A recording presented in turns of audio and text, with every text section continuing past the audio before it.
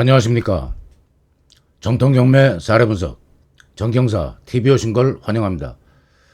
특히 해외에서 구독하시고 정경사 TV를 조회하시는 교포 여러분 안부 전합니다. 고국에 대한 그리움, 또 리턴홈에 대한 어떤 대비 차원에서 상당히 많네요. 그 해외에서 보시는 우리 교포분들이 미국, 호주, 뉴질랜드, 캐나다, 뭐 태국에서까지. 오늘 그 강의 대상 영상은 아파트입니다. 이 경매 영상 제작을 할 때 그 정보 제공, 어떤 입지 여건에서 그런 대로 또 우월해야 되고, 그래도 아무 문제도 없는 원래 분석상 누가 봐도 생각할 필요도 없이 그냥 입찰가만 정하면 되겠네, 그런 건 제외가 되겠죠 당연히. 그러고 또 면적 대비 또 싸야 되고, 그러고 경매 지금부터 이렇게 애써서 권리 분석을 했는데 경매 취하가 된다든지 취소가 된다든지 헛수고가 될 만한 우려가 있는 물건, 그 권리 분석을 또 전국에서 많이들 활용하고 계십니다. 차라리 권리 분석만 활용하셔도 일단은 이 위험성, 내 입찰 보증금, 이 8월 7일 날 진행되는데 2억 4,600, 2,460만 원. 이것도 적다면 적고 크다면 크고 어떤 소중한 돈입니다. 어떤 안전장치를 위해서 권리 분석으로 입찰 매수 대리인, 전문 라이센스 가진 전문 지식을 활용하는 경우도 많다는 거 말씀드립니다. 자, 오늘 아파트 소재지는 남양주 와보이고 강변 혜태 아파트입니다. 썸네일에 달았듯이 한강, 뷰, 조망권, 그 다음에 역세권 두 가지를 같이 겸하고 있습니다. 이 전용 면적이 25.7평인데 공유 면적 플러스 하면은 공급 면적, 분양 평형이 되죠. 32평형입니다. 감정가 5억 3천, 최저가 1억 7,200, 34%. 야, 이거 뭐 절반도 아니고 3분의 1까지 떨어졌는데 이 가격에 사면은 바로 되팔아도 한 20-30% 남겠습니다.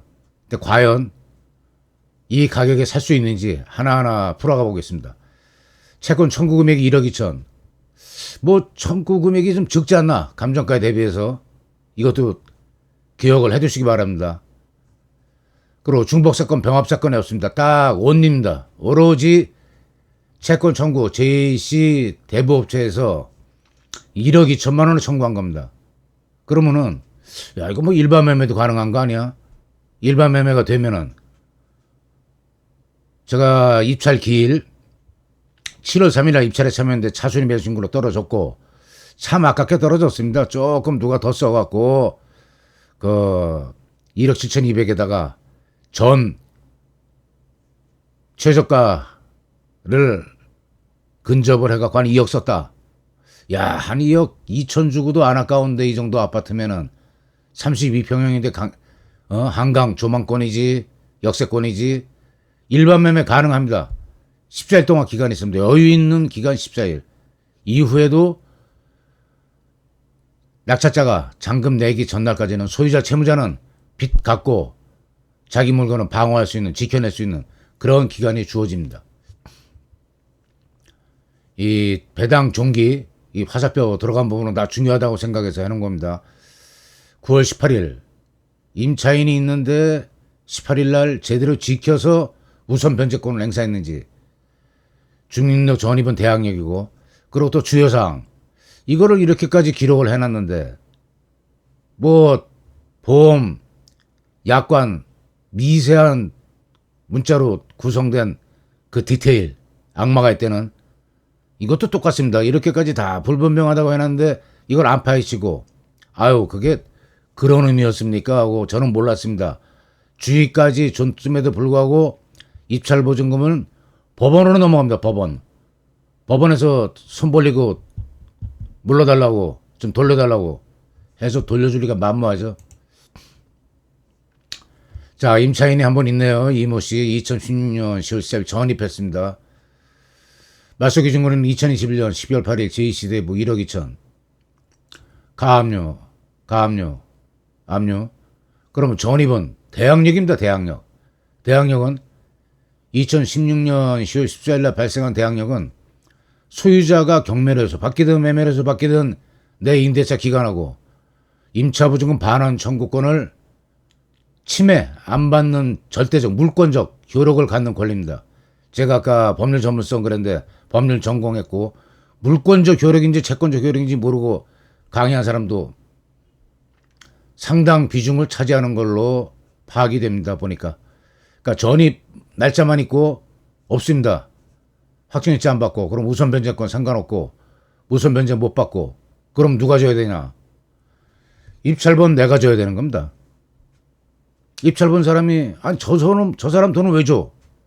주택임대차 보호법이 민법상 물권법 물권적 효력을 경제적 약자에게 이례적으로 전세 사기권이니 하도 피해자들이 많이 발생하니까 점유 그다음에 전입에는 대항력을 인정을 하고 확정일자 받고 하면은 우선 변제권 이런 어떤 가압류가 쭉 들어온다. 그럼 날짜를 2023년 7월 18일 가압류가 있는데 2022년에 확정일자 받고 배당 종기까지 2023년 9월 18일까지 행사하면은 이 후순위 채권자보다 우선해서 보호를 해주겠다. 주택임대차 보호법에서 물권적 효력을 주어지지 않았으면은 비율 배당입니다. 쭉 줄 섰는데 저 사람이 3번, 4번, 5번 그런 순서가 없는 거죠. 채권 금액 합하기 해서 배분하게 되는 그런 입장에서 우월한 지위를 줬는데 행사를 안 한 겁니다. 여기 임차인은. 근데 아까도 말했지만 또 불분명하다. 불분명하면 뭐 파헤쳐야 될 거 아닙니까? 이게 불분명한데 무슨 지뢰를 몸 안에 지니고 경매 들어갈 수는 없는 거죠. 자, 참고 삼아서 1200, 관리비 1200도 점검하시기 바랍니다. 많이 밀린 경우도 있으니까 전유 부분에 대한 관리비는 승계가 안 되는데 그 공유 부분에 대한 관리비가 승계가 되는 겁니다. 자, 뭐 권리 분석하다가 불안하시면은 얼마 아니면 써먹을 수 있습니다. 우리 저 동양 철학 어떤 신점 보러 가도 뭐 타로점도 얼마씩 내죠. 50만 원 범위 내니까 여기서 몇 건 해드리고 있습니다. 의뢰하시면은 입찰 매수 대리 하면은 경매 기록 나중에 경매 기일 최고가 매수인구인 된 다음에 그 일주일 뒤에 있는 매각허가 결정일 이전에 기록 열람까지 해드려 갖고 어떤 숨겨진 다른 하자가 있는지까지 점검해 드립니다. 필요하신 분은 캡처해 갖고 활용하시기 바랍니다. 자, 지도 보니까 좋습니다. 아주 한강 쫙 그냥 앞에 펼쳐져 있고 아파트 이름도 강변 아파트네요. 강변 혜태 아파트.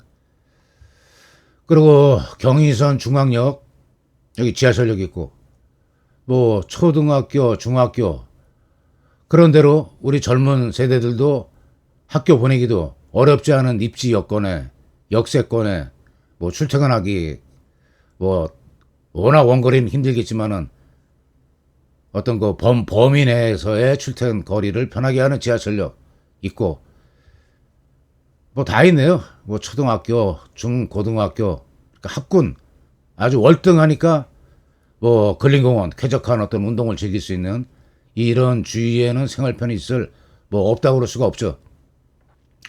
중상 플러스로 평가하겠습니다. 입지여건. 현황조사서 법원 직원이 현장에 나가서 이렇게 누가 점유하고 있는지 현장 실태를 조사해서 기록한 서류입니다.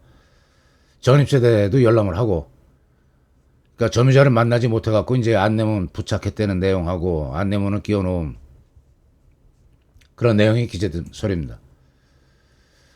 그래서 특단의 어떤 인과관계 상황이 없는 일반적인 루틴 과정이 있는 서류는 간단하게 설명하고 넘어가겠습니다. 자, 물건명세서 경매기일 일주일 전에 작성하게 되어 있는 여기에는 좀 더 자세하게 나와 있죠. 보증금, 뭐 차임, 전입신고일자, 확정일자까지 나오는데 미상이고 확정일자 아니고 가끔 급하게 떨다 보면 말이 좀 엇갈리는 경우가 있습니다. 이해 바랍니다. 전입신고일자만 기록되어 있고 그 다음엔 나몰라라 세입자입니다. 이런 경우에 그래도 접근해 들어갈 수 있는 방법이 있지 않나 해서 이 영상을 제작하기 시작한 겁니다. 그리고 이 영상 끝나는 부분에는 최종 화면에 그 경매에 대해서 정경사 TV 영상 200여 개가 넘는데 그 영상을 활용해서 경매 어떤 권리분석 실력, 내가 중상급 태권도로 말하면 레드벨트 빨간 띠까지 내가 올라갈 수 있다 하는 일과 후에 4시간 정도 활용해갖고 그런 영상하고 또 권리분석의 필수고 저는 17가지가 중요 요소라고 판단했는데 권리분석 뭐 1분에 끝내는 권리분석 할 필요 없어요. 그게 그 남의 돈의 값어치 중요함을 아는 사람들인지 모르겠습니다.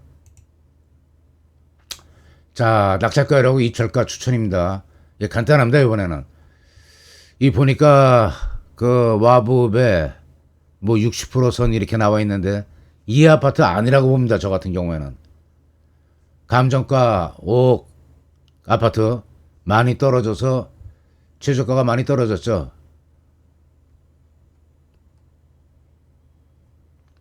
아까도 봤지만은 최저가가 1억 7,200. 야, 싸죠. 34%. 이 가격에 살 수 있으면 참 좋겠습니다. 근데 전입만 돼 있고 이렇게 확정일자 배당 신청 안 한 세입자가 떡 버티고 있습니다. 이모 씨가.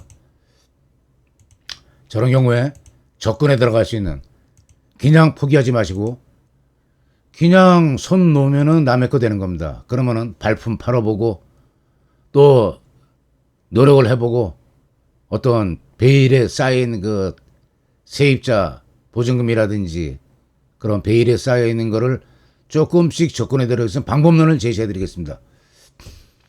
미상 임차인 분석 방법론. 기존 대출 채권자, 아까 대부업체 있었죠. 유일한 그 경매신청 채권자. 대출 심사를 청구해 보는 겁니다.